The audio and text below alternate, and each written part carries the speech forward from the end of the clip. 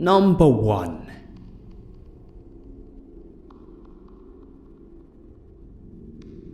This all happened yesterday, and I'm writing this on my phone from our hotel room, so please, forgive my grammatical errors.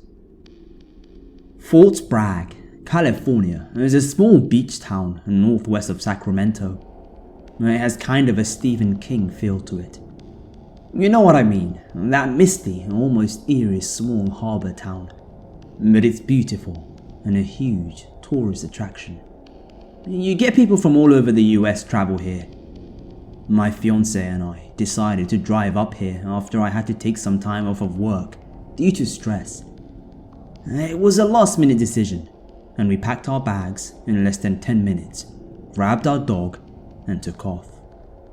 If we wouldn't have had our dog with us, I'm pretty sure I would have lost my fiancé. I guess this is where I tell the story, right? It's our second day here right now, and we're staying at a motel that overlooks the ocean. You can see the fog roll in during the early hours of the morning, and watch the fishing boats leave the harbour to go get their haul for the day. It really is a beautiful thing to see. We woke up early and I was craving, and I mean craving, eggs and bacon.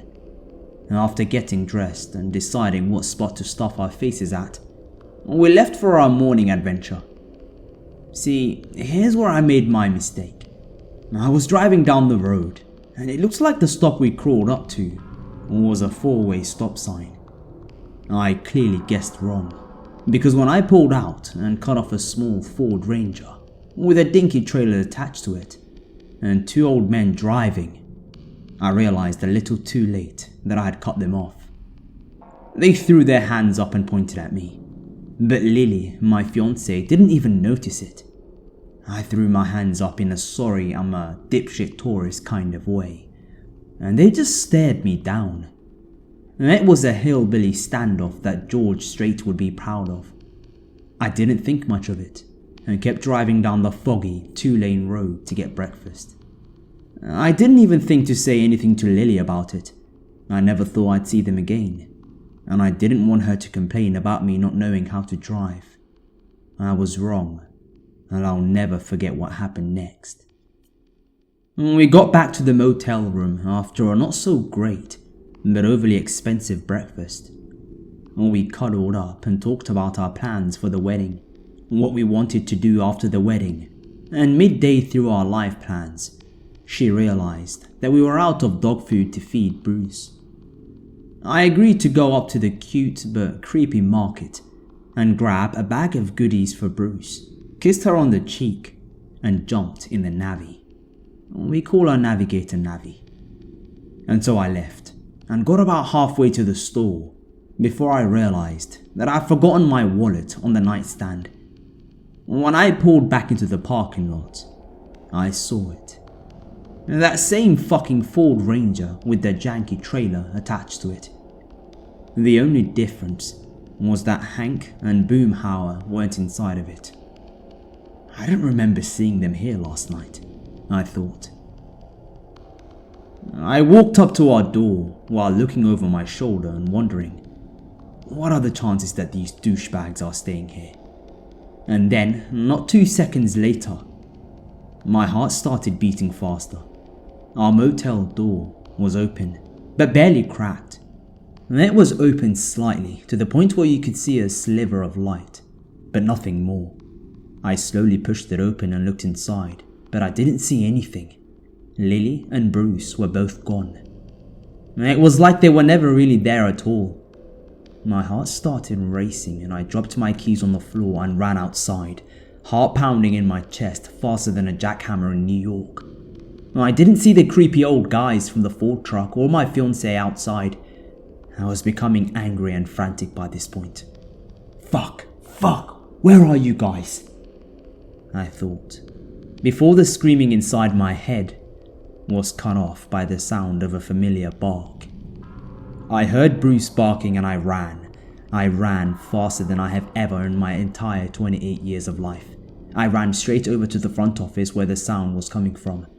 And that's when I saw her, and our dog inside the office. She was crying, sitting on the floor, sobbing uncontrollably, and his hair was standing straight up until he saw that it was me sprinting towards them. Lily got up and ran into my arms. Meanwhile, the clerk is on the phone, and I'm wondering, what the fuck happened in the 2 minutes that I was gone? This is what happened told by my fiancé, and it makes my blood run cold. It turns out that as soon as I left, not 30 seconds went by and those fucking guys knocked on the door. Lily opened it, thinking that it was me forgetting something, and they tried to force their way into the room, and one of them said, "You can thank your boy toy for what's coming to you," while grabbing her and covering her mouth. But those assholes didn't realize one thing, and that's that we had our dog in our back seat when I cut them off. Bruce jumped off the bed and didn't hesitate to bite the one that was grabbing her. They kicked him and tried to shake him off, but he wouldn't let go. After being bit and realizing that the noise would draw attention if they didn't leave, they ran off, and Lily was able to run to the front office and wait for help, and Bruce followed suit. I wasn't there. I couldn't protect her. If we would have found a dog sitter before we left, she could be gone right now. But my dog was there, and he did exactly what a good boy would do. And for that, he is truly my best friend. If he wasn't there, what would have happened? Would she have been kidnapped, beaten, killed? All of the above? The craziest thing is that they haven't been caught yet. We filed all the reports with the local sheriff. I told him what had happened earlier that morning, and the cop looked right at me and said, "You're lucky your dog was there. If he wasn't, and they got in there with her, you could have been filing a different report right now." I got tears in my eyes at that. I looked over at Lily and Bruce and thanked God that I rescued him from the pound, because in return, he rescued the love of my life when I couldn't. So dudes from the hills have eyes and deliverance. Let's meet. But this time, I'm going to be the one grabbing you. And trust me, I'm not gonna let you get away this time. Oh, and Bruce, he's getting a steak dinner tomorrow night, along with all the treats that he could ever want.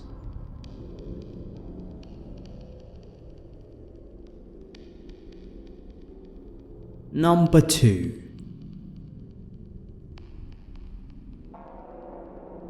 I worked at a local government agency for a long time.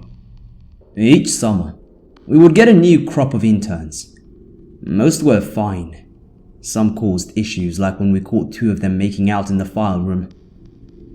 Overall, they were just normal kids from high school or college trying to get some work experience.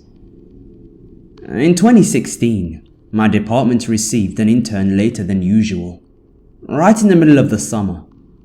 Warner was a bit older than the usual crowd, around my age, maybe late 20s. We initially hit it off pretty well, and although I found him sort of strange, I didn't mind since he was friendly and we had some common interests.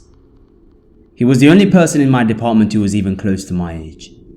The interns were all teenagers, and the regular staff averaged around 60, older than my mum. I was psyched to have a peer to chat with, so occasionally I would eat lunch with Warner or stop to talk at his cubicle. His strangeness was mostly an outsized personality, a mix of over-the-top enthusiasm with a bit of social awkwardness. I got zero bad vibes from this guy. It wasn't long before Warner started having major performance problems at work. He would produce little to no work on most days, no show, or arrive late without informing anyone, and generally acted unprofessionally.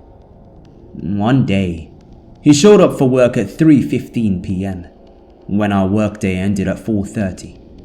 The office manager was livid and told him to go home. His behavior bothered nearly everyone in my office, but I did not supervise him, and we had plenty of slacker interns in the past. While his antics were a bit of a spectacle, it wasn't a big deal to me. If you're wondering why he wasn't let go, 2 words: political favor. I found out from Warner himself that he was hired because his uncle donated to the campaign of our big boss. He wasn't going anywhere. Near the end of that summer, I put in my notice that I was leaving my job and relocating to a new state. Once Warner caught wind of this, he would constantly complain that it sucked I was leaving because we barely had time to become friends. I would always laugh lightly in response and give a sympathetic "yeah." He would start to monopolize my time at work more and more, and it became disruptive to the people who sat near me. I found it slightly annoying, but I was also extremely happy to be leaving that job for reasons unrelated to Warner, and I spent my last month there not caring much about what my coworkers thought. I tolerated him lingering by my desk. One day, he caught me leaving work and offered me a ride home, and occasionally other coworkers would offer me rides home if they were going my way, so this didn't seem odd to me. I accepted and walked to his car with him. It smelled awful and was full of garbage. He hastily cleared off the passenger seat and apologized. We got on our way, but once we were on the main road, he started begging me to stop and get dinner with him. I laughed and said that he didn't need to ask me that insistently, and said we could stop at a diner on the way. We had a nice meal with pleasant conversation. He was intelligent and had a variety of interests. Our political positions aligned, and we shared disdain for our cranky old co-workers. I had a good time. I expressed that he didn't need to drive me all the way home now that it was late, but he kept insisting, so I relented. As I directed him towards my house, he started in again with the whining about how our developing friendship was cut short because I was moving out. At this point, I was tired of hearing this. The decision to leave my job and move away from home was extremely difficult to make, and I was proud of how bold I was being.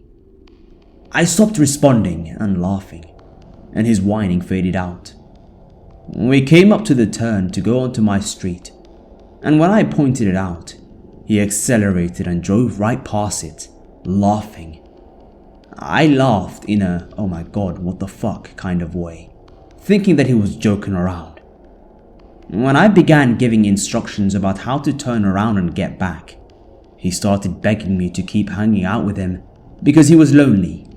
This immediately set me on high alert. It suddenly hit me that I'm in a man's car, someone I don't know that well, who doesn't exercise proper behavior at work, which is the only context I know him. And now, he's displaying weird behavior outside of work as well. I told him that we could hang out at the park near my house if he wanted to talk. He seemed to like the idea, and we parked and walked over. The pleasant conversations resumed. Besides the weird clinginess, he was perfectly fine to talk to. Until he dumped his entire life story on me, including his prior arrest for theft, his heroin addiction, and related struggles with depression. I tried to be sympathetic, but I was very put off by this. It was a lot of highly personal information all at once, and I was still on high alert because of his prior behavior. I tried changing the subject by showing him pictures of my dog. I scrolled one pic too far, and the next one was a photo of me wearing makeup and posing cutely. Way different than the slob that I was at work. He grabbed the phone and went, "Wow, you are very photogenic." I felt awkward and didn't say anything. There was a long silence, and then he launched into a weird tangent about how compatible we are, and that we have similar interests and etc, and that he wishes I wasn't moving, so we could try and hang out again, but on a date. I didn't say anything, and he broke the silence with, "Sorry, I'm saying all of this because I'm actually high right now. That's why I know where Riverside is. I went there yesterday to get my stuff. Otherwise, I wouldn't have said it. I'm really sorry. Internally, I freaked out. He had definitely put his drug addiction in the past tense, and I assumed it was something he was recovering from, and not currently using. I also realized that I had been in a car that he was operating while he was under the influence. I don't know anything about heroin, so I was clueless. I felt very, very stupid. He immediately started whining and begging me not to judge him or hate him, and kept saying over and over again how nice I am and how understanding I am, that I'm pretty and smart. All of these weird compliments, along with him talking down about himself. I didn't know what to do, so I smiled reassuringly and told him not to worry, but that I was tired and wanted to go home. That's when he started crying. I didn't know what to do, so I smiled reassuringly and told him not to worry, but that I was tired and wanted to go home. That's when he started crying.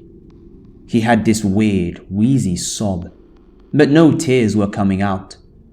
I sat there silently while he did this, trying to come up with some sort of a graceful escape plan. My patience was wearing thin, and my anxiety was through the roof. It's a weird feeling to be annoyed and panicky at the same time.